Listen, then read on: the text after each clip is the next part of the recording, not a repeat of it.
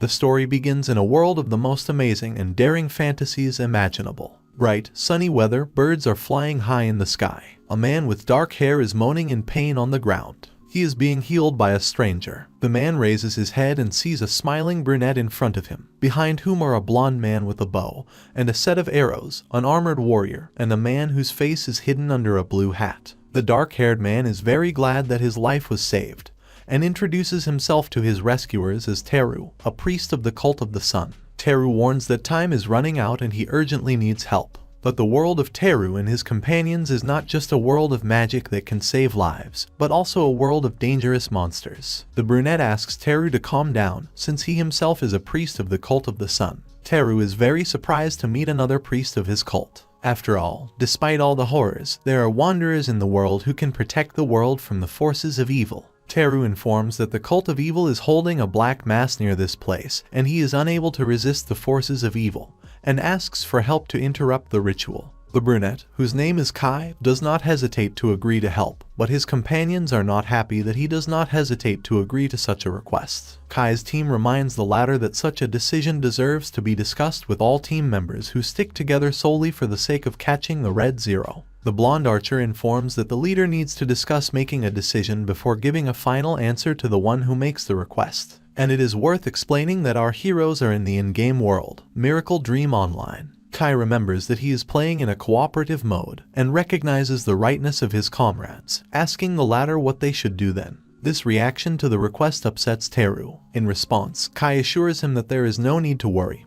He will definitely figure out how to help him. Behind Kai's back, a discussion begins that he has already agreed to other quests without thinking, and that he is a loser. These whispers behind his back irritate Kai. The expression on his face makes Teru surprised, and try to calm Kai down with a conciliatory gesture. Seeing such a reaction to what is happening, Kai calms Teru by saying that he will definitely help him as soon as he deals with his team. Teru begs Kai to hurry up, as it may be too late to do anything. Suddenly, a white rectangular card descends from the sky to the place between Kai and his companions and Teru, on which Teru's request related to the difficulty level appeared, consisting in helping the priest of the cult of the sun to destroy the filth in the cult of Zilabog. It's very surprising that they got a quest of difficulty level in a level 40 location. The team doubts that the four of them will be able to pass the A rank, but the archer reminds that for the difficulty level there is a worthy reward, for which you will have to try, and then successfully divide it into 4. Thoughts about the possible risk, prize, and prospects make Kai think. His thinking is interrupted by Teru, who reassures the people he meets that his request is quite feasible, since all he needs is 5 minutes to cast a spell to purify the desecrated earth, and Kai and his companions only have to protect him during this time. Teru's words inspire optimism in the team. Kai assures his comrades that he will spare no effort for the sake of the common cause, and that they should try their luck with this quest. The warrior in armor, who has been silent all this time, supports the decision of his team members. After that, a quest opens in front of Kai and his companions. Teru thanks her rescuers, who enthusiastically embark on the mission they have accepted. The action is transferred to a gate carved into the rock and radiating purple energy. The outlines of a warrior with a shield in his hands appear out of the light, obscuring a man casting a spell. The warrior asks the rest of the team for help, as he will not last long. The shield holds back the attack of a huge creature holding a sword in front of him, wearing a helmet, from whose head a ray of light emanates. The creature is attacked by an archer, releasing arrows that bounce off the target, hitting an invisible barrier. Kai releases a pillar of fire at the enemy, which hits an invisible barrier without causing any harm to the priest's target. The warrior shouts about when the main spell will be finished. Kai creates a ball of light between his hands and urges his team to hold out a little longer, as 5 minutes are almost up. Teru continues his spell, sweat rolling down his face. Suddenly, his eyes widen in surprise, and he shouts that he is finished, folding his hands in a prayer gesture. Teru calls to get the stone from the head of the statue. Rays of light rush from the eyes of the statue, illuminating the purple tetrahedral stone. Teru assures everyone that his spell works by weakening the power of the statue, and there will be no better opportunity to get the stone, so we must hurry. A fire lights up in the warrior's eyes. He rushes forward despite the powerful stream of light hitting the shield, and stretches out his right hand, in which the sword materializes. After that, a call is heard for Kai to use magic. The warrior pushes off from the springboard created by Kai, jumps, bringing the sword exactly over the enemy's head. A few seconds pass and the crystal is torn from the statue's head. The cherished stone hits the ground, bouncing off it. The silence is broken by surprised exclamations that everything worked out and victory was won.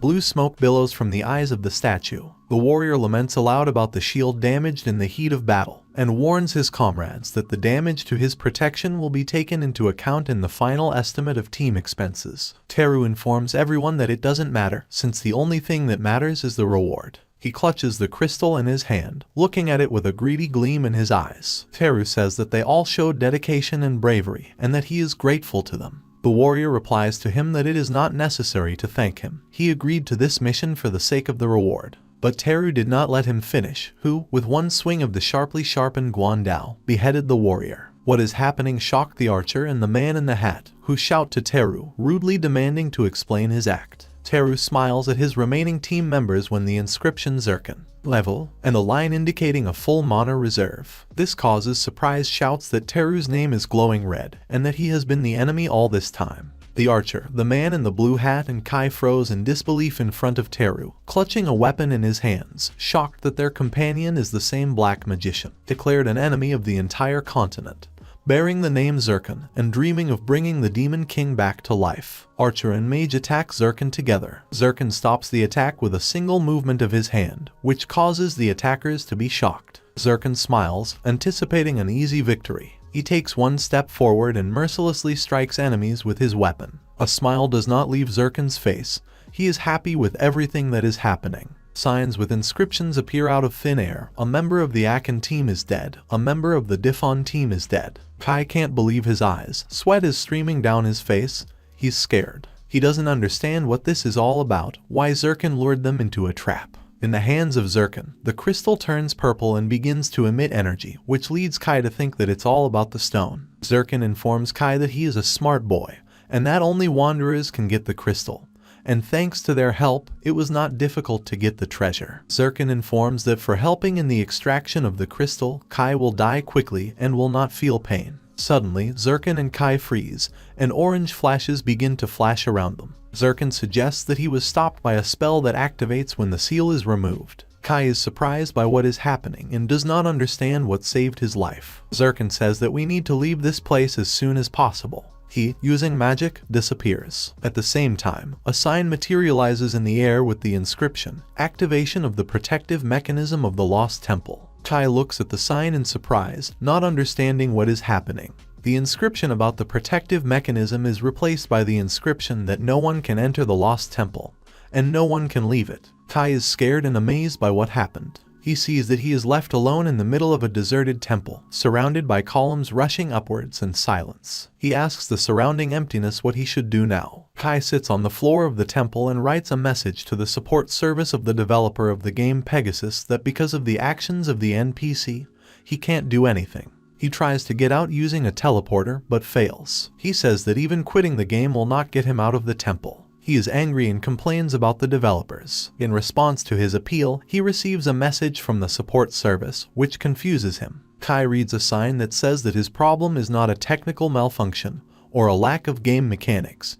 He can only try to remove his character. Kai is thinking how he can leave the temple. He notices a statue not far from him. It turns out to be a sculpture of the sun god. It is the cult of this god that enjoys the greatest popularity in the game. Kaya looks at the sculpture and notices a statue of a little girl, not understanding what she is doing in the temple. It seems to him that this is the daughter of one of the developers. Kai stops looking at the statues and returns to thinking about how to leave the temple. He does not understand why he has such trials, because he has always acted according to his conscience both in the game and in real life. In his impotence, Kai turns to the statue so that the sun god will help him. A sign appears that the sun god, Helik, has heard the request. Kai is surprised that God heard him, since he is an ordinary priest of the 46th level. He assumes that the whole point is that he spoke to the statue. A sign appears with the inscription that Helik is ready to listen to the request, and Kai understands that this is his chance. He begs God to listen to him and help him get out. Kai tells the statue about how he ended up in the temple, in response to which signs appear that Helik feels sorry for Kai, and that he gives him the opportunity to get out, but he needs to pass the test. Kai agrees. The Helik trial begins. The darkness closes abruptly around Kai, He sees nothing. He uses the sacred light spell to look around. Kai realizes that he is in a cave and sees traces on the walls left by something sharp. He sees a girl lying unconscious on the floor of the cave. He runs to her, asking if she is okay, but stops as he begins to doubt whether the girl will turn out to be evil, as happened with Zircon. Kai remembers Zircon's face and comes to the conclusion that he can no longer mindlessly help everyone. But the girl looks like a beggar and does not look dangerous, so Kai decides to help her, hoping to find out about the place in which he found himself. Kai uses the spell healing to help the girl. She came to her senses and was scared when she saw Kai in front of her. He calms her down and informs her that he is a priest of the cult of the sun. Kai says that he came here to pass the test and is trying to find out the girl's name and where they are. The girl introduces herself to Amy, and they are in the wormworm's lair. Kai is surprised by her answer and asks several times about where they are, which makes Amy repeat the name of the cave several times. Kai asks Amy if she knows where the exit from this place is, to which he hears an affirmative answer and suggests that she go together. He encourages her by saying that one is able to repel several attacks, but it would be better for them to hurry up and avoid monsters. Amy informs Kai that her leg is injured and that he should go alone. Kai is surprised that the healing spell didn't heal Amy's leg.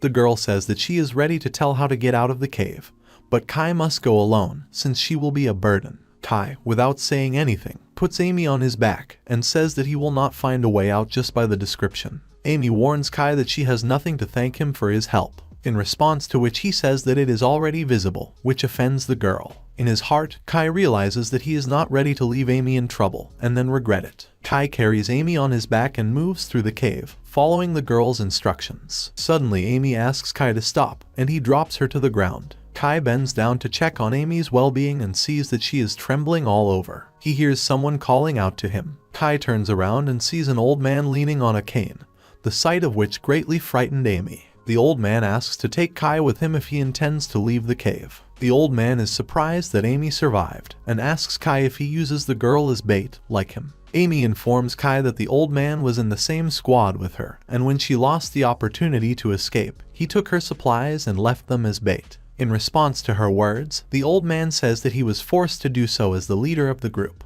He introduces himself to Kai as the deputy head of Milo's trading company named Daylock, and offers to carry him instead of the girl. Daylock promises Kai 100 gold pieces for the rescue, which is equal to 10 million won. Kai reports that he does not need funds so much. Daylock shouts that there is never a lot of money, and refusal is not reasonable. But Kai is not ready to neglect the princes for the sake of money. He evaluates Daylock and Amy, and realizes that the girl will help him along the way, unlike the old man. Kai tells Daylock that he helps good and honest people, which touches Amy very much. From the depths of the cave, a howl is suddenly heard. It's a worm that has woken up. Daylock shouts that delay will ruin them, and that he is ready to give 300 gold pieces for his salvation. But Kai does not change his mind and does not deviate from his principles. At the same time, they were found by a worm, which, growling at high speed, is moving in their direction. Amy shouts at Kai to run away, but he intends to fight no matter what. A weapon materializes in Kai's hands and he stands in front of Amy, intending to fight. Such an act touches a girl, and she cries. Kai uses the spell Sacred Shield against the attack of the worm, but the latter destroys it and rushes at the priest, preparing to swallow him. A sign appears in front of Kai asking if he is sure of his choice to protect Amy. Kai shouts that his answer will always be the same, yes. He does not regret anything, and using magic rushes towards the monster. A sign appears that Kai has successfully passed the Helic test. The cave around Kai disappears, and he realizes that everything that was happening was his test. He does not believe that everything turned out to be so simple. A sign appears in front of him confirming the qualification of the 5th level of difficulty, and with an offer to become the chosen one of the Sun God. Kai is invited to pass a test, the reward for which will be the receipt of the mythical rank of Priest of the Sun. Kai is amazed, because before that there was only one hidden class rank in the game, Heroic, and no one had heard of the mythical rank. Kai understands that such a rank is definitely higher than Heroic. He agrees to complete the quest and moves to another location to pass the test. At the same time, in the Korean branch of Pegasus, employees are surprised that someone has unblocked secret content again. The head of the branch, Kang Min-gu, demands from his subordinates to find out how this happened. He is informed that a new hidden class has been unlocked. Kang Min-gu says that this is the 4th case in their region, and asks to give the culprit a new stupid class so as not to listen to lectures from his leadership. The code for the new class, MO15E34, confuses everyone, since no one has ever encountered such a combination before. Kang Min-gu shouts that since the code starts with the letter M, there can be no other class except the mythical one, and does not understand why his subordinates did not understand it earlier. Kang Min-gu finds out that so far the player has only got into the test and calms down, because he believes that no one can pass the test for becoming a priest of the sun. An employee of the branch asks Kang Min-gu if this is such a difficult quest, to which he replies that this is not the case, it's just that such people cannot exist on Earth. Kai is transported into white space and does not understand where he is. He sees in front of him a stone pedestal with a red ball on top.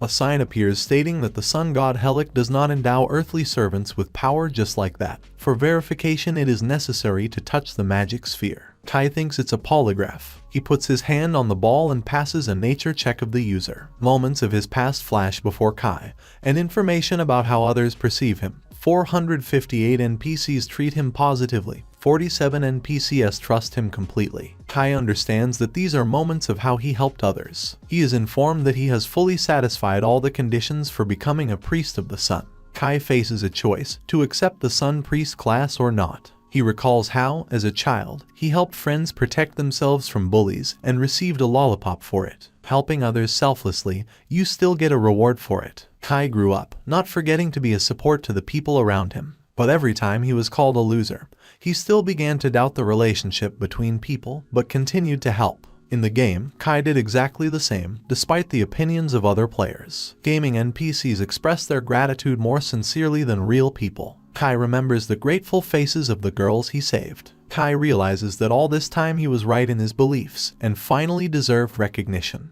The game is the perfect world he dreamed of. Kai decides to become a priest of the sun. At the same time, Kang Min-gu is shocked that someone could become a priest of the sun. An employee of the branch informs that Kai has already changed classes. Kang Min-gu doesn't understand how it happened, because Kai was just hanging around and helping other NPCs, who are just a set of code, and not real people. He understands that Kai can become a threat. Kai studies his stats and realizes that all his stats have increased. When receiving a regular class, the growth is only 1 unit. But currently Kai has the following characteristics: occupation, priest of the sun, level 46, reputation, priest disciple, vitality 9.100, holy power 17.600, strength 21, endurance 91, intelligence 21, dexterity 21, holiness 176, good deeds 0. Upon receipt mythical class, all characteristics have increased by 3 units. Kai is happy with such growth, which is equivalent to passing 10 levels. He studies the indicator good deeds, points in which can be obtained only with morally positive decisions and selfless assistance. Kai does not understand what is the use of this indicator. At the same time, Kang Min-gu explains to his subordinates that the characteristic of good deeds does not have much influence,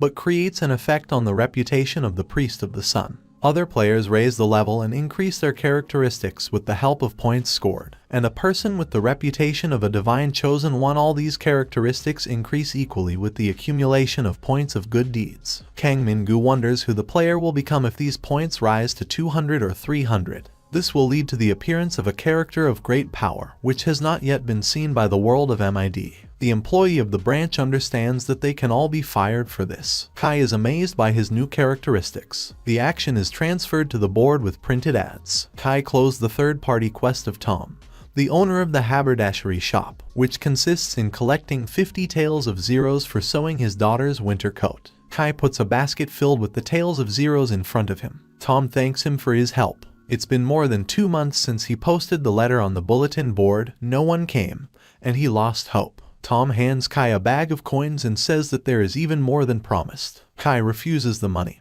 because he understands that if he takes the reward, then his act will not be counted as a good deed. Tom puts the bag in Kai's hand and says he won't let him leave empty-handed. Kai agrees to accept the money. Tom is very happy with the quality of the tails received, and Kai does not decide to give up the money, hoping to get good deeds points next time. Suddenly, signs appear in front of him that he has rendered an invaluable service to Tom. His characteristic of good deeds has been increased by 1, and he has completed the practice of the teachings of the cult of the sun. Kai is glad, and understands that receiving the award is not a selfish intent. He understands that he can complete all the third-party quests that are hanging on the bulletin board. Kai enthusiastically runs to the board. His stats have increased again. Vitality 10.300, Holy Power 18.800, Strength 33, Endurance 103, Intelligence 33, Agility 33, Holiness 188. The action shifts to Han Jong-woo's apartment, located in an apartment building.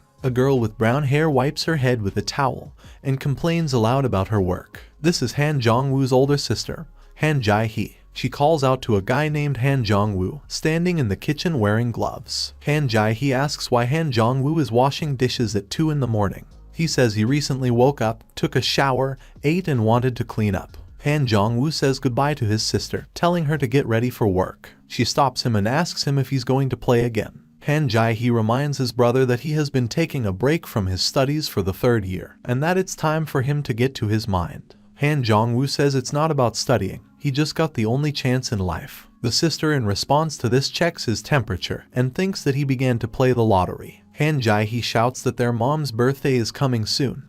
They decided to celebrate it at home with the whole family and let only Han Jong-woo try not to come. Han Jong-woo is transported into the game world taking the form of Kai. He says that only a gamer can understand the price of such luck. MID is considered the best game in the world, and success in it can bring money and fame in the real world. Kai represents players surrounded in the real world by fame and fortune. Because the players who are in the top ranking become real celebrities. Kai understands that he must prove his success not with words, but with deeds. He looks through the bulletin board and it turns out that he has already closed all the quests on it, for which he could get good deeds points. And it is dangerous to go to serious locations with his level, since his characteristics are equal to the players, at 55-60 levels. But Kai's level is still 46, and if he goes to other locations, he will not be taken into any teams. He decides to stay and raise the level. Kai is hailed by the head of the village of Prika, a rebel. Bunter says that the villagers are very grateful to Kai.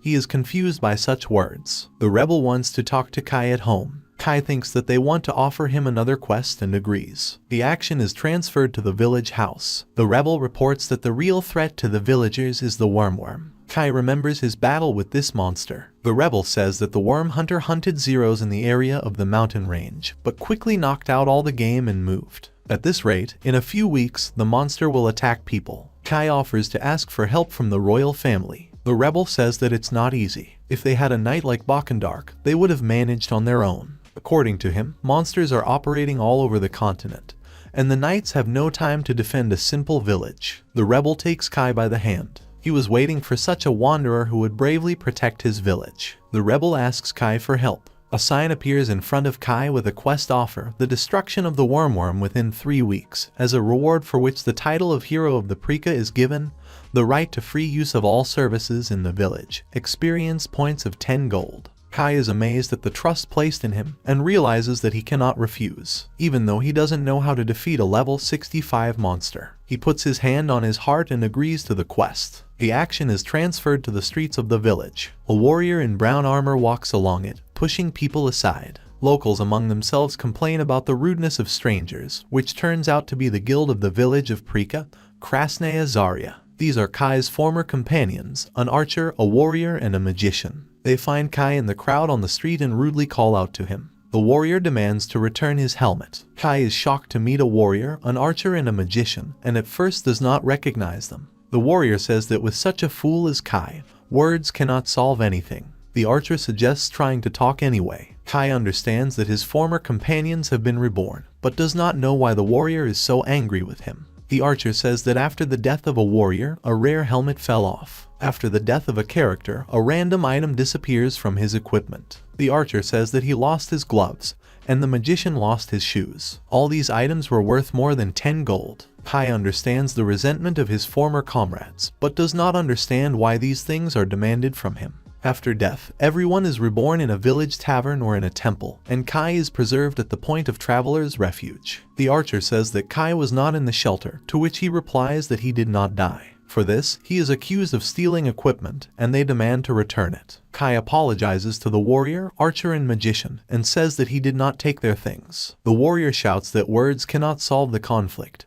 and Kai simply does not want to return things. Kai offers to screen his inventory. The warrior rudely accuses Kai of lying and reminds him that the master of the guild Red Dawn is his brother. He starts shouting loudly to the whole street that Kai has pocketed the equipment of the members of the Red Dawn. This attracts the attention of the people around them. The warrior publicly accuses Kai of being the enemy of the entire guild until he returns the items. The warrior points to Kai and tells everyone that it's worth listening to his words if they don't want to die under the command of the priest. This causes other characters to whisper behind Kai's back. The priest tries to join the teams of other players, but he is refused everywhere. He laments that only scum are listened to in this world. Kai realizes that he can only play alone. The action takes place in a forest surrounded by mountains. The class of priests is famous for holy strength, endurance, and support of allies, but they can't do anything sensible by themselves. Kai stands in the middle of a flattering wilderness and realizes that there is no one in the hunting location. This is in his favor, since he can deal with the blacksmith only after he raises the level. Kai is located in the territory of Gray Zeros. He decides to test his strength, despite the fact that priests usually do not play without a team. Kai is trying to sort out his skills to figure out what one can use. He chooses the spell Holy Explosion, the creation time of which is 2 seconds. Kai notices a creature in the thicket that looks like a wolf on 2 legs, and uses the spell Holy Explosion. He is struck by the power of the spell,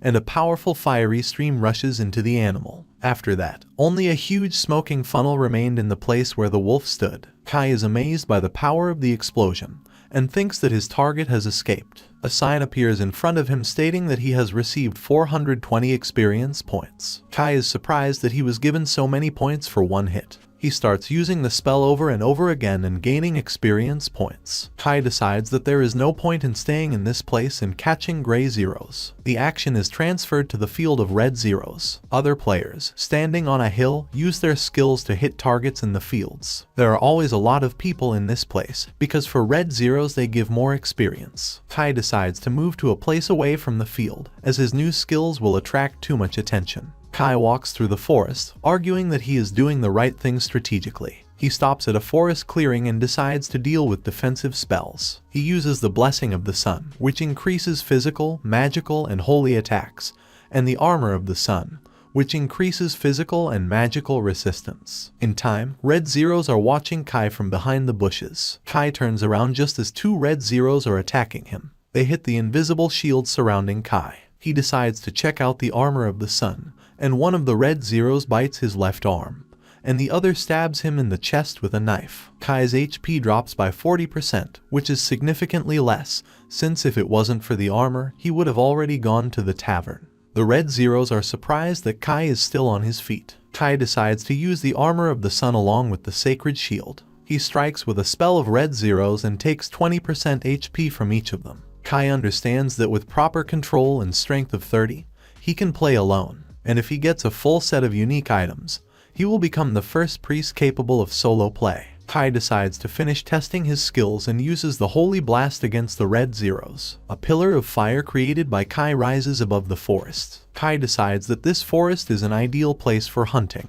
At his feet lie the defeated Zeros. He rejoices at the victory and the fresh air around him. The sun sets, and Kai decides to return to the village. Since in MID, after sunset, monsters become stronger by 30%.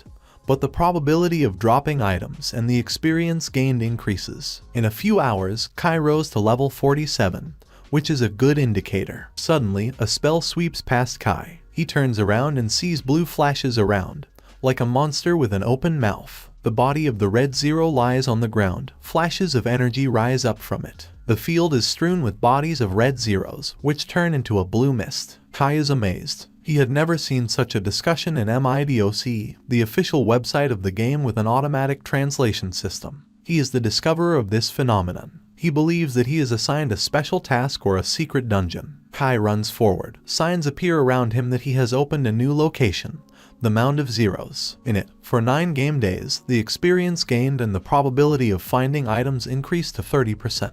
Kai received 1,250 experience points and 520 fame points. Kai follows the blue mist into the thicket of the forest and finds a cave. He jumps into the water and finds himself in a cave. Kai runs after the blue mist deep into the cave. He stops when he finds a corridor with gnawed bones everywhere. It looks like the remains of Zeros. Kai decides to follow the fog further, but behind him the remains are collected into skeletons of level 51 Zeros. The King of Red Zeros has exactly the same level. Kai dodges an undead attack and uses the spells Blessing of the Sun, Armor of the Sun, and Sacred Shield. Kai is not afraid of meeting the dead, as the undead will not cope with the power of the priest. He uses the spell Holy Explosion and easily destroys skeletons, as holy magic deals 50% additional damage to the dead. Kai takes the bone as a trophy. A sign appears stating that his find has a magical rank, which surprises Kai. Prices for magical equipment break through the 400,001 mark, and the cave around Kai is strewn with the remains of Zeros. Kai is happy because he has clean money in front of him. Suddenly, 3 more skeletons of Zeros materialize behind him. Kai uses the spell Holy Explosion and destroys the undead. He rejoices in his victory. The remaining skeletons tremble in fear of Kai. Kai confidently beckons them, hoping for an easy victory. 2 level 55 skeletons are approaching him. Kai is puzzled, as he did not expect creatures with such a rank. He tries to use the spell Holy Explosion, but does not have time. One of the skeletons attacks him, hitting the shield, and the spell is cancelled. Kai tries to use magic again, but to no avail. He gets stabbed in the chest by the undead Zero. The third attempt to use the spell also fails. Kai covers his head with his hands while sitting on the ground, and the undead attack him from all sides. Kai realizes that he may die. He uses the spell Heat of the Sun's Rays, which restores vitality and removes negative effects. The skeletons stopped attacking Kai. He is surprised that the attack has stopped and decides to use the Holy Explosion spell, absorbing skeletons around. Kai rejoices, but suddenly sees how the health of the undead begins to recover. It requires an information window to understand what the reason is. A sign appears in front of him with information that level 55 undead Zero is under the effect of the Master's blessing, and their health regeneration is increased. Kai understands that they cannot be killed by a holy explosion. He understands that for the dead and demons, holy power is an attack, and that you need to use the spell Warmth of the Sun's Rays. This causes the undead to be scared and confused. Kai decides to fight the skeleton once again and runs at them. His fist glows orange. He starts a hand-to-hand fight with the undead and realizes that he is doing damage to skeletons. He defeats his opponents. Only skeletal remains remained around Kai. Kai says that for the priests, this game is complete shit, because they are irreplaceable as support for other players. Kai overcame the 50th level. For this he slept for 3 hours a day. He checks his stats again, which have increased, and overjoyed, he decides to take on the Master of the Undead. He finds himself in front of a locked gate. Kai puts his hand on the gate. His heart is beating fast. Previously, he had only come across fast dungeons, and now he is storming a full-fledged dungeon alone. Kai does not feel fear, because in the last 3 days he has raised the rank of the class abilities of the Priest of the Sun. There are no monsters in the cave in front of him that he could not defeat. The last few days have shown that he is strong enough. Kai decides to go ahead. He opens the gate and goes deep into the cave. A skeleton appears before him, different from the ones he met earlier. The undead tells Kai that he waited a long time. His body was forgotten by sleep, but his mind remained clear. Then when the doors opened, he woke up, because it was time to complete the mission. The skeleton's eyes light up with fire. Kai stands in front of the undead, preparing to face the fight. The skeleton creates undead around itself using a spell. Kai easily deals with puppets in hand-to-hand combat. The skeleton that created the undead is amazed that Kai has won. He once again creates skeletons, and Kai defeats them again in hand-to-hand combat. The Skeleton King creates the undead again, and Kai, crushing the skeletal remains, realizes that his enemy is using the Eternal Summoning spell. His experience points are rising at a furious rate, and soon he will reach a new level. The Skeleton King summons the undead again and decides to fulfill his destiny by all means. Kai stands surrounded by the remains of the fallen dead and sees tears in the eyes of their creator. He begins to feel guilty and wonders why he is crying. He comes close to the Skeleton King and realizes that he can't summon anyone else. Kai is glad that he was able to destroy 300 skeletons. Kai thanks the Skeleton King and advises him not to meet with the same priests anymore. Kai uses the spell Holy Explosion, destroying his opponent. Kai is sitting in front of a golden coffin. There came a moment in his life when he was able to defeat the boss alone and take all the reward for himself. He opens the coffin lid and receives the staff of the Undead Zero Master, 50 sparkling bones of the Undead Zero Master and 15 gold. He picks up a staff and analyzes the object that contains the power of the master of the undead zeros. He decides to try out the staff and summons the undead zeros. A circle with numbers appears above the staff, along which the arrows rotate. The eyes of the skull in the staff light up red. Behind Kai's back are the rebellious skeletons of the undead zeros of the 50th level. Kai is surprised that the skeletons have become his servants. He orders them to sit down, give a paw. They execute all commands. Kai gently strokes one of the skeletons on the skull. He uses the warmth of the sun rays spell against one of his servants, which he easily defeated the undead earlier. But it does not cause any harm to the creature. Kai realizes that he will not be able to create and destroy skeletons, getting experience for it. Kai is surrounded by skeletons and clutching the staff of the master of the undead zeros. Pleased with his result, he decides to restore his stamina in the real world and logs out. The action is transferred to the real world. It's day outside, the sun is shining. Han Jai-he enters the room and sees that Han Jong-woo is deep asleep. The action is transferred to the village of Prika in the game after Kai has slept in the real world. Kai stands in front of a man with brown hair working in a blacksmith shop. It turns out to be the blacksmith Maxim from the village of Prika. He informs Kai that the material is of the highest class. It is enough to make a whole set of items. Kai is happy because the bones of the zeros are magical, which means he will receive exclusive enchanted items. After Kai left an order to the blacksmith for a rod made from the bones of the owner, he decided to go to the temple. He was already at the exit and was waving to Maxim when he stopped him. The blacksmith demanded payment, 5 gold, which Kai gave him. Once in the temple, Kai talks to the priestess, telling her that he is ready to learn new things. The priestess notes that Kai has become stronger. She invites him to choose the teaching he is interested in. Kai studies the proposed options and cannot find the class skills of the Priest of the Sun. He finds the skill he needs, but it is blocked due to the low level of Kai. He decides to study Blessing, Resurrection, and Energy Restoration. The priestess informs that this is a wise decision and demands a fee of 75 silver coins. Kai gives money and gets skills. He wonders what is the difference between the blessing and mass blessing abilities. The priestess reports that a simple blessing hits one target, and a mass one is able to hit several. Kai decides to study the mass blessing. The priestess demands another 25 silver coins. Kai walks through the streets of the village, lamenting the money spent in the forge and the temple. He freezes in the middle of the street, realizing that his order at the forge will be ready in a week, and there are only 2 weeks left before the end of the danger in the village task. At the same time, an elderly woman stands in front of Kai and coughs. Kai remembers that there are no quests left on the bulletin board to raise the value of noble deeds. He notices the woman and calls out to her. Kai uses the sun rays spell on her, healing her. She thanks Kai for his help, but says she doesn't have the money to repay him. Kai assures her that everything is fine and he doesn't need the money. A sign appears stating that Kai has done a good deed, and Kai understands that good deeds are done not only with the help of quests. He is even more delighted to assure the woman that everything is fine.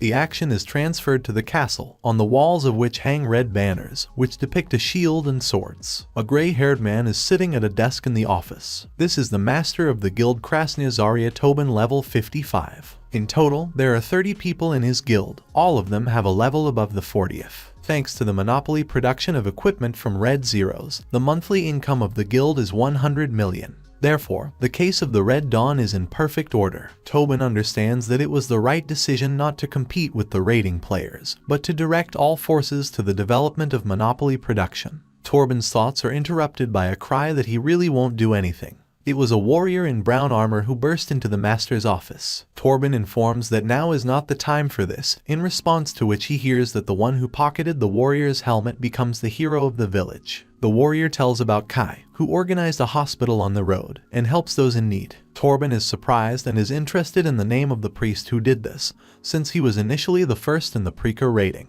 However, user Kai quickly moved him out of position and took first place. Tobin says that if Kai's reputation is in the first place, then it will not be possible to deal with him in the village. The warrior informs that now is the right moment, since Kai has gone beyond the Preka. Tobin is happy about this. They discuss that Kai was a priest support, did not use holy magic, and that with the use of all the power of the guild, it will be possible to get rid of him in a second. But Tobin cannot become the instigator of chaos, the killer of other players. He imagines how he will be condemned later and decides to send his men with the warrior. Tobin asks the warrior to make sure that Kai learns well that the guild is not to be trifled with. The sun is setting behind the mountains. Kai wanders alone through the forest. He is being chased by 3 men led by a warrior in brown armor. The warrior decides to attack Kai. He tells his companions to make sure that Kai can't log out. At this time, Kai studies the map of the area and makes sure that he is on the right track. Suddenly, he receives a notification that he has been stabbed in the back. A purple flash flashed in front of Kai,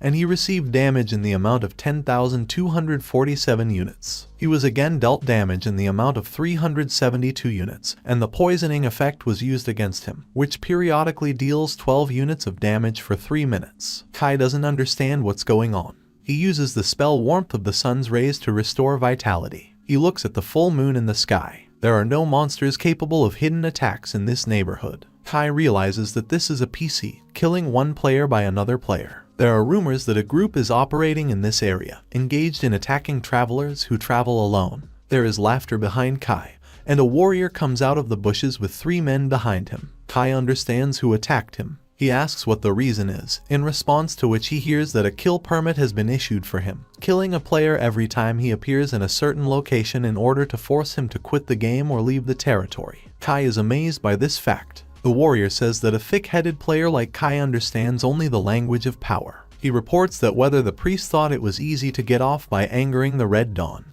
Kai at this time studies his inventory and smiles, which confuses his rival. Kai changes the priest's attire for battle armor, which scares his pursuers. Kai pulls his helmet over his eyes, to which the warrior says that he will take the priest's uniform as payment for his disappeared. He throws himself into the attack using the shield breakthrough skill. Kai smiles seeing his attack. He easily gets away from her by jumping up and attacks the warrior using a weapon. The warrior's companions are horrified, since Kai turned out to be not an ordinary support, as they were told. Kai strikes the warrior and takes a third of his health. He shouts from where Kai has such equipment and how the priest can cause such damage. Kai remembers the forge. The blacksmith puts a box and a chest in front of him, informing him that the order is ready. Kai opens a box containing a set of black malice. With each use of a protective spell, all characteristics increase by 1. The duration of the spell is reduced by 5%. The duration of the skill recharge is reduced by 1.5%. The damage received is reduced by 0.5%. There is a black combat armor in the box. Kai is amazed by the armor and its characteristics. In the chest there is a skull, which increases physical damage by 10%. With a certain chance it can cause triple damage. Kai says that he helped the NPC and earned 33 points of good deeds, and if you add to this his equipment, then he should be able to defeat the wormworm. Kai returns to the fight and comes to the conclusion that now he will definitely defeat the monster. He attacks the warrior using the spell Powerful Blow and sends him flying with a flash of fire. The warrior's companions are amazed by Kai's abilities. They decide to split up and attack Kai from afar. The priest uses the spell Holy Explosion against his opponents and easily defeats them. One of the attackers, who is a priest, is struck by the power of the spell and realizes that Kai has discovered new casts. Kai laughs in response to the opponent's guess. The priest's companions ask to heal them. He is going to help his team, but Kai attacks him because he doesn't want to prolong the fight. The priest uses the sacred shield to defend against the attack. Kai breaks through the shield with a smile and defeats the priest with 1 blow. His companions decide to heal themselves with the help of medicinal elixirs. Kai uses the Holy Explosion spell against them. One of Kai's rivals decides that he has gone mad. He throws himself at Kai with an attack, since the robber cannot lose in close combat. He tries to inflict damage on Kai by repeatedly hitting him, but he remains unharmed. The robber is amazed, as he fights as if with a wall. Kai defeats the robber with 1 blow. Kai looks at the defeated opponents and realizes that if it were not for the class of the Priest of the Sun, then he would be lying in their place. He imagines the faces of the attackers and concludes that an ordinary priest became an easy prey for them. For him, such behavior is disgusting. The warrior came to his senses and saw that all his companions had died. He's scared. Kai looks at him and says that he always thought that those players who wipe their feet on the weak will continue to think the same way if they find themselves in their place. Kai points a weapon at the warrior and asks what it's like to be weak. The warrior runs away. Suddenly, arrows fly into the place of the fight. They dig into Kai's armor, which shocks him. He rips the arrows out of the armor. A man appears behind the warrior, informing him that Kai was not who he was thought to be. An archer and a magician appear behind the warrior. The warrior says that Kai was hiding something from them while they were on the team. The magician believes that Kai has some kind of trump card.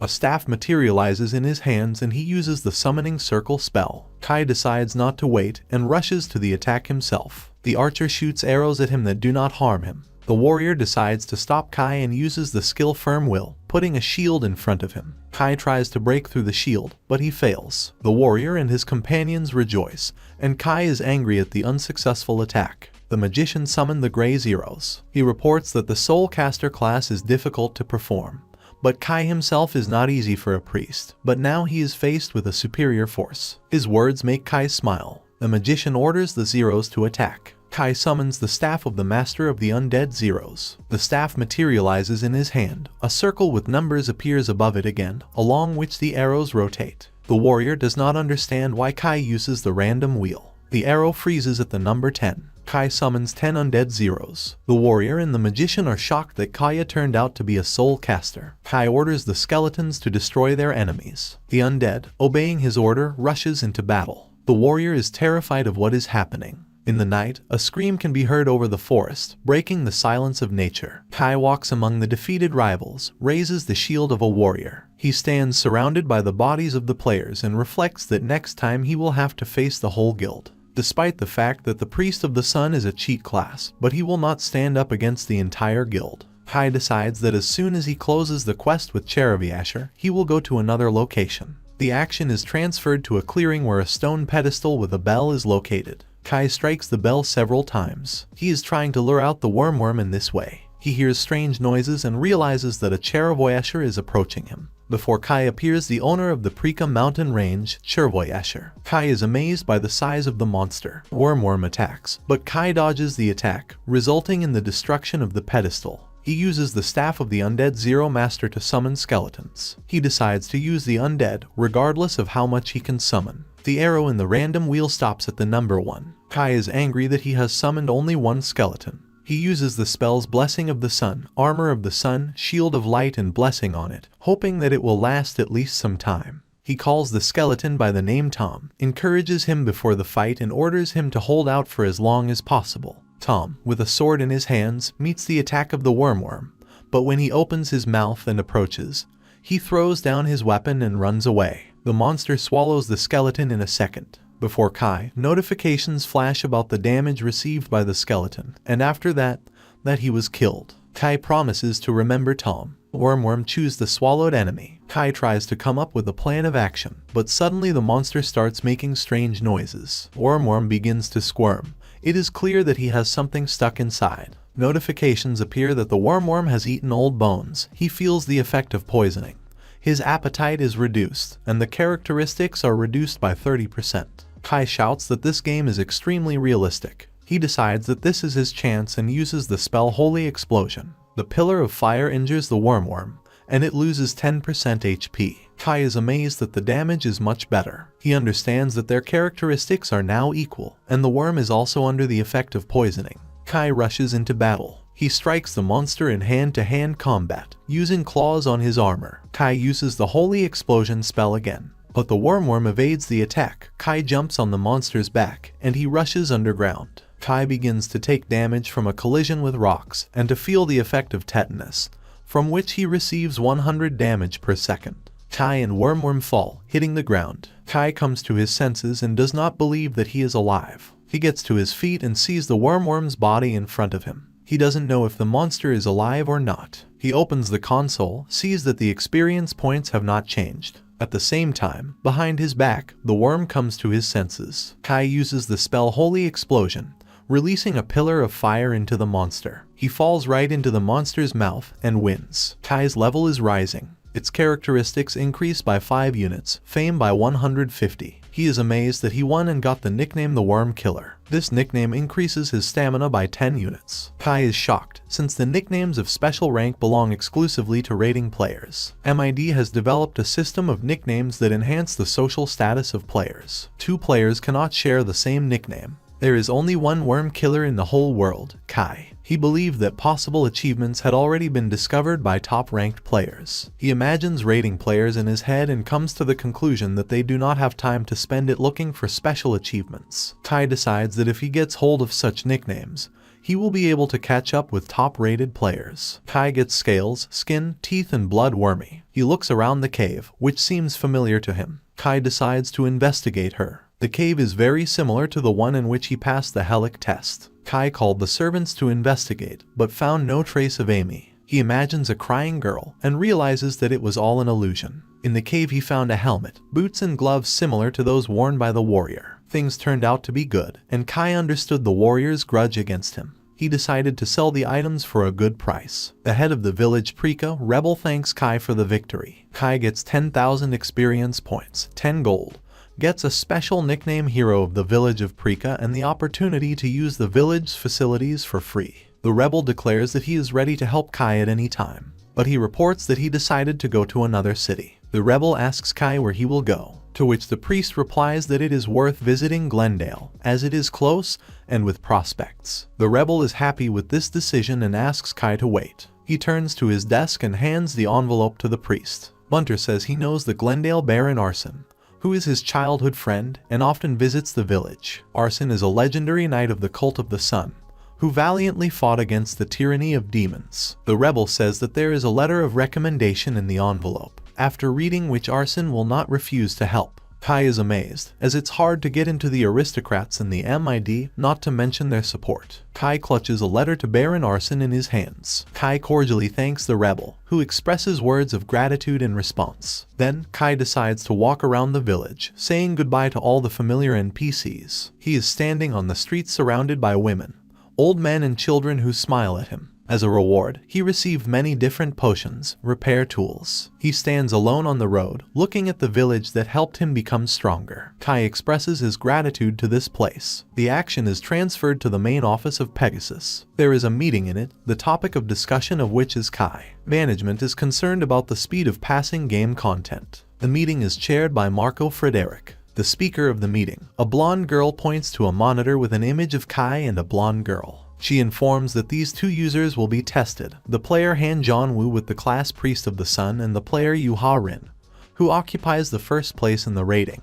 Marco Frederick turns to the doctor, asking for his opinion. Dr. Jim Lewis, the creator of Ramus, is the CEO of MID, the player of MID, an artificial superintelligence. He calls Yu Ha-rin a genius, seeing how she fights monsters. Jenny Yu Ha-rin, a girl with white hair and battle armor, fights against monsters, easily defeating one after another. Skill in fighting, powerful intelligence, reaction and speed of the athlete. She instinctively finds a way to win. Marco Frederick and Jim Lewis look at a screen that broadcasts a battle involving Yu Ha-rin. They discuss that Yu Ha-rin is indisputably the best player, and that this is the first time they see a user who managed to get a mythic rank class so quickly. The screen broadcasts Kai, and the speaker girl reports that Han Jong-woo has received the Priest of the Sun already at the 46th level. At the moment, he is level 55, and the progress to the next one is 70%. Han Jong-woo has completed the Danger in the Village quest and is heading to Glendale. Marco Frederick asks Jim Lewis for his opinion on Khan. He assesses Kai as a useless use of class privileges, and that there is no reason to worry. They discuss that despite the fact that Kai received such a class, he is too respectable for modern youth, and without a clear goal, Helic's sentence awaits him. There is no development in Kai's recent actions. They look at Kai's game in real time, where he just walks down the road. Kai walks along the road, guided by the map. He can use the teleportation gate or move with the help of a spell book, but he thinks it's too expensive. Kai remembers his parents, who were directors of commercial companies. He spent his childhood not needing anything, but for educational purposes. Right after school, parents stopped giving Kai and his sister money. Thanks to this decision, Kai learned well that money should be protected. He decides that he can also defeat monsters on the way, thereby saving money and gaining experience. Kai continues his journey along the road on a clear sunny day.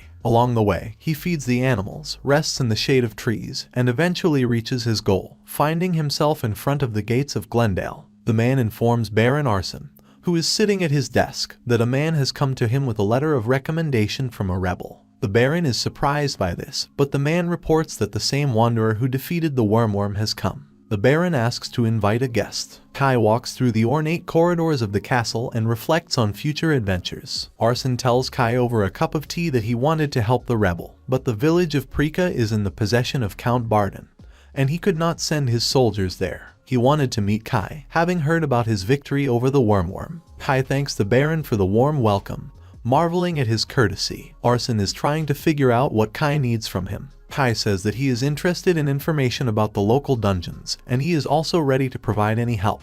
The Baron agrees to help after Kai passes the test. This confuses Kai, but he expresses his readiness for any trials. Arson gives him a leaflet with a picture of a man with a mustache and a hat, a portrait of Milton. He reports that he is a bandit who runs an illegal gambling house in the city. Arson instructs Kai to deal with Milton, leaving it up to him to take the bandit alive or dead. Kai receives the mission strengthening the security of Glendale, the reward for which is information about the location of the dungeons or the choice of one of the hidden quests. Kai walks down the street, studying information about Milton's gambling house. He decides that since he is playing alone, it is worth mastering the art of weapons. Kai decides to ask a good blacksmith for advice. At the same time, due to the lack of tools at the blacksmith, the prickster could not do anything with the bones of the wormworker, and he was advised to turn to a blacksmith in a big city. From the door of the forge comes a cry that there is no reception. Kai sees two men coming out of there. They pass by Kai, scolding the owner of the forge. Kai asks what happened, to which he receives the answer that the local blacksmith announced that he was stopping working. He no longer even undertakes to repair weapons, so Kai is advised to buy a repair kit. He is in shock, as he does not understand what to do with the bones of the wormworm. He opens the map to see the presence of major cities in the vicinity. It takes about 20 days to get to the nearest city, and Kai decides to see how much teleportation will cost. The cost shocks Kai and he decides to stay here. Kai opens the door of the forge, calling out if someone is there when something flashes past his ear. A heavy man with a hammer in his hands shouts to him that he does not accept visitors. Kai assures him that he is not here as a visitor. He appears to be a servant carrying the will of the sun god Helik into the world. The blacksmith is amazed that Kai is a priest, and he is glad that the blacksmith is a believer, because finding out the NPC's problem, showing empathy and getting knowledge from them is a good player's technique. Kai and the blacksmith are sitting at the table and talking over tea. In conversation, Kai mentions his desire to make weapons, but the blacksmith tells him that he no longer has the right to make weapons. A week ago, a young man looked into his workshop, who looked frail and weak, but introduced himself as a blacksmith and offered a competition. The condition was this: use the same mountain, the same materials, forge a sword and decide who's turned out better. The blacksmith refused, but after the guy showed him a sword with dark steel, which surprised the man, he accepted the challenge. As a result, the guy won, gave his sword to the blacksmith and left. The man took it as a humiliation. Kai doesn't understand how the guy won if the blacksmith forges weapons for the royal family. But swords are expensive to sell and are sold to aristocrats, so the blacksmith began to forge sparkling, luxurious things, not weapons. He tells all this to Kai and adds that he no longer has the right to work. Kai tries to encourage the blacksmith, and he offers him to choose the best of two swords. A white steel sword has a rare rank, while a dark steel sword has a unique rank. Kai is confused as the unique rank is incredible. The blacksmith hurries him with a choice. Kai eventually says that he is ready to choose a sword forged by a man. He explains that the guy's work is more skillful, but you can't use his sword, because even at the 80th level you can't swing the power up to 500 to be able to use the sword. Kai says that the blacksmith's sword is beautiful, dangerous, and holds the balance perfectly. He makes his choice not as a rich man, but as a soldier. His words inspire the blacksmith. He understands that he creates weapons not for self-admiration, but for use. Notifications are coming that Kai's actions have increased the skills of the Solid blacksmith by 1 level. Solid became a blacksmith of the highest rank and considers Kai his friend. For inspiring a desperate NPC, Kai counts 3 good deeds. Solid thanks Kai and shakes his hand. He hurries to help him with an order for weapons. Kai says that he is waiting for advice, since he has not studied the art of weapons, and that you need to choose the right equipment for weapons. Solid advises him on the art of the sword, as he makes swords best. Besides, Kai has long arms, long legs, and distance is important for a swordsman. Kai ordered a sword. Solid was very surprised to see the scales of the wormworm and promised to make a better sword. After that, Kai went to the magic tower to ask for potions to be brewed for him, and then headed to the Sword Academy. A busy city street, the sun is shining on the street. Kai studies the map, looking for a way to the Swordsman Academy. Kai finds 2 sword academies, Herson with an entrance fee of 15 gold coins and Alfad with an entrance fee of 12 gold coins. Kai is amazed at the cost, and can't choose between academies. He discovers that not far from him in the alley there is a cheap academy with an entrance fee of 5 gold coins. He comes to a dilapidated building, which he considers abandoned. Suddenly, a gray-haired man jumps out of the darkness at him, screaming. He recognizes Kai as a priest, is glad to see a talented guy, and enthusiastically announces that he will teach him the art of the sword. Kai is amazed by the persistence of the man, who tells him that the Shining Patrick founded this academy to pass on his legacy. If Kai passes Patrick's test, he will be able to receive his legacy. Kai reflects on possible prospects and agrees to join the academy. Kai counts out 5 gold pieces to the Master of the Sword Academy for joining. The Master of the Academy of the Sword Morning Dawn, Hugh Ladin, is glad to choose Kai. Suddenly, Kai hears the words that Hugh Ladin deceived him. 2 women passing by report that the Master of the Academy again convinces the passerby of his talent. For several centuries, there has not been a person who could receive Patrick's legacy. Kai looks reproachfully at Hugh Ladin, but he hurries to assure him that this is all slander. Kai thinks about the fact that he has never heard of Patrick's legacy before. He understands that because of saving money, he has stopped thinking sensibly. Hugh Ladin promises to take 4 gold pieces from Kai if he agrees to study. Kai agrees. He follows Hugh Ladin, who leads him to the training room. Externally, the academy looked dilapidated, but the hall inside is not bad at all. Kai decides to try to work out. He thinks that the NPCs on the street did not deny that Patrick founded this academy, so the stories about his legacy may be true. There are 3 main ways to learn skills in MID. The first is to learn basic skills in towers of the corresponding classes. The strength of such abilities is small.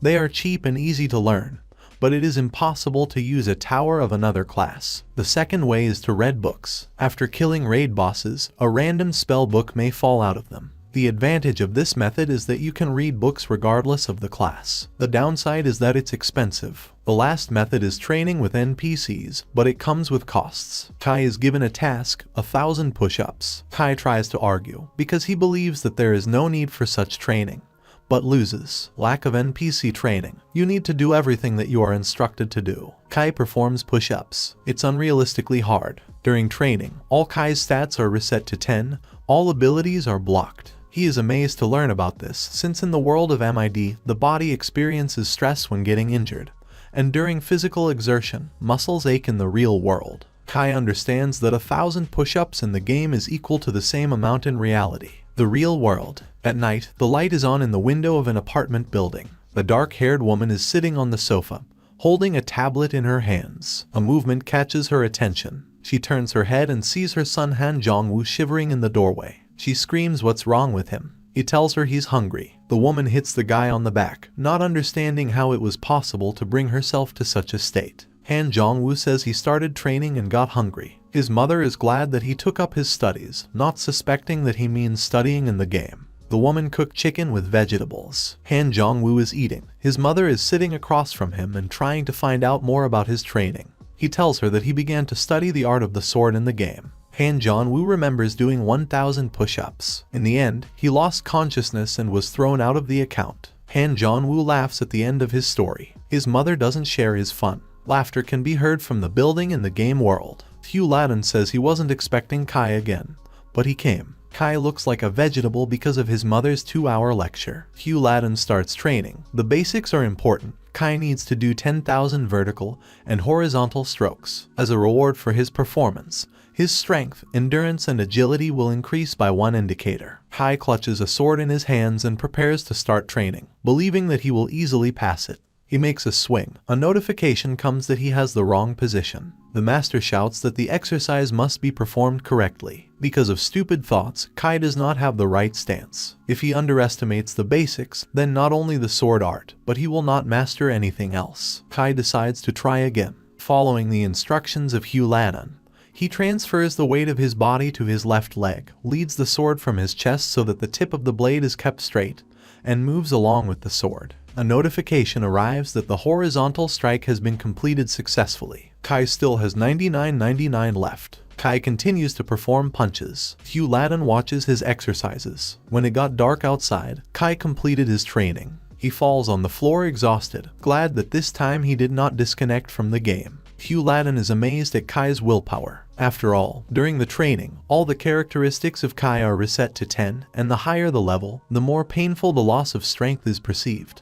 And Kai, despite the high level, did not break down and spent the training until the end. Hugh Ladin, watching Kai sleeping, hopes that he will be able to receive Patrick's legacy. Patrick is the most famous knight in the history of the Cult of the Sun. Hugh's family members, who served as his keepers, kept the Morning Dawn for generations. In the last years of his life, Patrick was looking for a person to whom he could entrust his legacy. The Academy was designed as a place to find such a chosen one. To receive a legacy, you need to meet 3 conditions. You can't be heartless. For scoundrels, the Academy was basically closed because they were punished by anger. The second condition is iron willpower to endure the training. A lot of people went through the first 2 points, but the third condition is that the chosen one must go the same way as Patrick. The blonde knight informs the old master that he will pass on his legacy to whoever follows his path. It shocks the old man. After all, the legacy can only be passed on to the priest of the Cult of the Sun, who meets 3 conditions. If it wasn't for the latter condition, the Hugh family wouldn't have maintained the academy for so long. Since people attending the academy mostly want to be warriors and knights, they would worship the god of war, Kazan. And if an ordinary priest wanted to learn the lessons of the ball, then he visited the temple. Hugh Ladin considers Kai to be his family's last hope. Kai is completely suitable for his moral qualities and has the necessary abilities. Kai is practicing with the ball again, but decides to take a break. Hugh Ladin stops him because you can't give up. Kai is amazed that he can't even rest for a second. He continues training without rest. Kai completes the quest. Basics 2 are important and Basics 3 are important. Kai trains hard, sparing no time and effort. He is completing the training of the Morningstar Sword Academy. His strength, agility, and endurance are increased by 3 units. Kai is glad that he has finally completed his training. He's sweating profusely. Hugh praises him for passing the training. He tells Kai to follow him, intending to tell a story. Hugh tells Kai about his family history and Patrick's legacy. They are sitting at the table and drinking tea. Hugh thanks Kai for not giving up. Kai hopes that he can now get Patrick's legacy, but Hugh replies, no. He puts a map in front of Kai and says that he needs to find a dungeon built by Patrick's power. If the Sword Academy was testing Kai's willpower for strength, then the Hanok Sufferings, the place where you need to go, will test Kai's value as a warrior. Patrick erected the Hanok Sufferings so that the test students could demonstrate their skills. When completing this mission, all of Kai's stats will increase by 1. His level will increase by 1. Kai understands that when completing the quest, he will receive Patrick's legacy. Hugh gives Kai a book. This is a skill book. Kai analyzes the subject. This is the art of the Morning Dawn sword. Only one who has been recognized as a master of the academy can possess it. The rank of this item is normal, but Kai thanks Hugh. The master gives Kai another book for this. Kai is happy with another book and analyzes it. This is an item of unique rank. He releases the holy power of the body, increasing the characteristics of the hero. This book is worth at least 10 million won. But Kai understands that now is not the time to think about money. This book may be useful to him in the future. Kai cordially thanks Hugh for the gift of the book. The master reports that Kai has a talent for the sword, but he is weak. If he wants to rise to the level of a good swordsman, then he needs to work on strength. A busy street of the city. It's daytime. Kai stands in the middle of the road and reflects on his training. He decides to go to the forge. Kai is shocked by what he saw when approaching the goal. There is a crowd of people near the entrance to the forge. Kai realizes that the smithy has a lot of work now. Today he needs to pick up equipment, but with such a queue, he will only be able to get it in 2 days. The girl at the entrance is surprised to see Kai. She asks his name and clarifies if he has come for equipment from the wormhole. Solid informed the girl about Kai's arrival in advance, as he has been waiting for him since the morning. Kai is glad that he won't have to stand in line. The girl invites Kai to follow her, causing outrage among people at the entrance. The girl with pink hair says that even the leadership of the Wrath of Heaven Guild is not served without a queue. This is Eris, which broadcasts everything that happens in the MID. She shows everyone her microphone, which causes confusion among the tops who do not recognize her. Eris came to the village in search of the hero of the village, but the head informed her that he had already left. On the way back, she decided to stop by the best blacksmith shop in the neighborhood to fix her microphone. And when she saw Kai, he seemed interesting to her, especially since Solid shows such attention to him. Kai at the entrance to the forge attracts the attention of the girl Eris, who broadcasts everything that happens in the MID. Solid is glad to meet Kai. He thanks the blacksmith for accepting him without waiting in line. Solid says that after what Kai did, this act is nothing. He shows Kai the equipment he has made. This is armor and a sword. Kai is amazed by the quality of the new outfit. This is an armor made of wormworm scales, a rare rank, giving physical damage resistance of 412 units, magic damage resistance of 295 units. Greaves made of wormworm scales, rare rank, giving resistance to physical damage 384 units, resistance to magic damage 214 units. A long sword of cognition, a unique rank that increases strength by 10 units, endurance by 3 units, and inflicts physical damage from 75-107. Kai picks up a one-of-a-kind weapon. Kai thinks that he just inspired Solid to start working again, and he made him just amazing equipment. Kai and Solid talk about the completed order, training at the Sword Academy, and the fact that Kai doubts which way to follow next. The blacksmith says that Kai will become famous not only as a priest, but also as a swordsman. Kai wonders if Solid has met a wanderer in the same position. He replies that no, but with the sword he made, Kai will definitely achieve fame. No sword has ever been made with such care. Solid will always pray that Kai's path will be full of glorious and resounding victories. Kai is touched by the blacksmith's words. He felt something similar to what he felt in elementary school when he was praised for a good deed. It's not that he received sweets or warm words in gratitude, but that he felt deeply satisfied. Walking along the streets of the city, Kai realized that he had become a more open person. Before I went to the auction, where I decided to sell everything except the sword. Armor made of wormworm scales, greaves and shoes made of wormworm scales were valued at 108 gold and 35 silver coins. Kai is amazed that this cost is equal to 10 million won. He shouts words of gratitude to Solid for the whole neighborhood. Entrance to the Breeze Bar. A man in a raincoat stands in the middle of a busy street. Kai has sorted out the equipment and decides to start the quest of Baron Arson. He needs to get rid of the bandit Milton. Kai stands with his arms crossed over his chest and looks at the entrance to the bar. The Baron said that a gambling establishment was open in the basement of this inn. Kai is thinking how he should proceed. He notices a mouse running out of a hole in the foundation of the inn. It's not a bad plan that comes to mind. The premises of the inn. Women and men are sitting at tables, drinking, playing cards. Waiters walk by, serving drinks and snacks to guests. People at the table are discussing that there are a lot of visitors today, and that the money has completely driven the owner crazy. Kai walks past the tables and listens to the talk that Milton can bribe anyone, even the Baron himself. Most likely, Milton is now making money in a room for special clients. Kai deduces that Milton is in the VIP room. Kai is thinking about how to proceed when he hears one of the visitors swearing with the waiter serving the VIP room. Another waiter apologizes to the guest. He shouts at his colleague that he had to remember important guests and regulars of the institution and not keep them waiting. Kai listens to one waiter scolding another and smiles. He stands and waits for the waiter who was shouted at to come closer. Kai touches the guy with his shoulder and starts shouting at him, imitating the man who was indignant before. The waiter apologizes to Kai. He takes out a book to check if Kai is on the list of important guests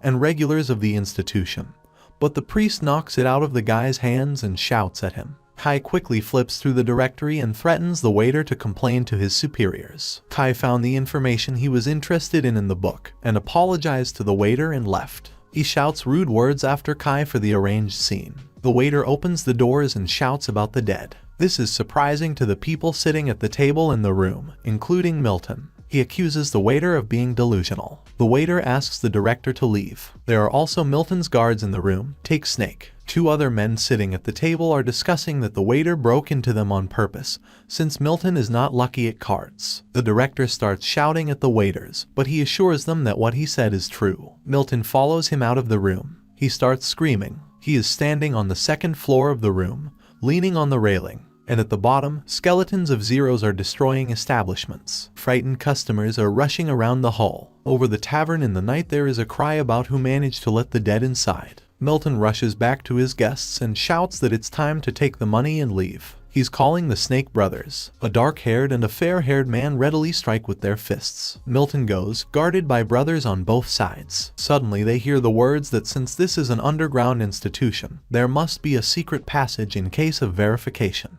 This is said by a silhouette in the distance, reporting that he set fire to this hole. Kai in his black armor informs that it's time for Milton and his companions to look for a way out if they don't want to die. Milton asks Kai who he is and if he let the dead in. Kai says that he will attract too much attention if he catches Milton here, and this is not part of his plans yet. Milton orders the Snake Brothers not to kill Kai, but to take him alive so that he finds out why he arranged all this. The blonde snake draws 2 blades and prepares to attack. Kai reports that he has recently started learning the art of the sword and cannot use the sword of knowledge yet. He smiles, showing off the blade. This angers one of the snake brothers and he rushes to attack. Kai uses the spell's Armor of the Sun, Blessing of the Sun, Blessing, Shield of Light and Restoration. He readily meets Snake's attack. Kai realizes that he is inferior in speed to the enemy. He has a low strength value compared to a warrior, and not as much dexterity as a thief or an archer. Snake attacks again using 2 blades. The blow falls on Kai right in the chest. Milton rejoices, because after cuts with poisonous blades, no one has survived yet. The other brother Snake is standing behind him and smiling. Kai has received 2 blows to his internal organs, and he feels the effect of swamp spider venom, which periodically causes him damage of 150 units. Kai remembers Hugh Ladon and his words that, even with a sword in his hands, he is a priest. In battle, he needs to rely on his strengths. Kai is not stronger than a swordsman and not faster than a thief, but his advantage is endurance and holy power. Kai uses the spell Heat of the Sun's Rays, heals himself and dispels the effect of swamp spider venom. Snake, who attacked him, is struck since Kai should have already bled out. Kai says it's his turn to attack. Snake is amazed that the poison has not affected his opponent. Kai attacks Snake, but Snake dodges. He understands that he is inferior to his opponent in speed and strength, so he cannot cause damage. Snake calls Kai's attempted attack worthless. Kai uses the spell Holy Wave, with which he increases all his characteristics by 30. Snake is shocked. Kai feels overwhelmed with power, but this effect lasts only 15 seconds. Snake doesn't understand what kind of light surrounds Kai. The priest attacks and hits the opponent exactly in the chest. Snake is wounded. He's bleeding from his mouth. Kai decides to finish what he started without hesitation and pierces the enemy with a blade through. Milton is in shock. His other guard calls his brother by the name of White and cries. He draws his sword, intending to avenge his younger brother. Kai takes the blade out of the chest of the defeated opponent. Another brother Snake rushes into the attack, surrounded by the figure of the snake that opened its mouth. Kai freezes, accepting the attack, and says that he doesn't have time to dodge. He strikes his enemy crosswise, hitting exactly on target. Kai stands and looks at the defeated Snake brothers. He remembers Hugh Ladon's words that if you take out a sword, you can't doubt. Empathy can cost lives. The Snake brothers ask Kai for mercy, clinging to each other. Kai says the bandits can't find mercy here. He is still a beginner, and it is not profitable for him to feel sorry for someone. The brothers are scared, waiting for reprisals. Kai uses the Holy Explosion spell against them. He destroyed the Snake brothers and received 30,000 experience points, 140 glory points, and also performed 2 good deeds. Kai understands that good deeds rise when killing criminals, but due to the lack of holy power, the spell Holy Wave is cancelled. All Kai's stats are reduced by 10%. He needs to recover 30% of the total amount of holy power to remove the penalty. Kai is shocked, as he did not know about the existence of the fine. He decides to remember this for the future. Kai says that, although with a fine, he will easily drag Milton to the Baron. Milton is terrified. Kai smiles and points a bloody blade at Milton.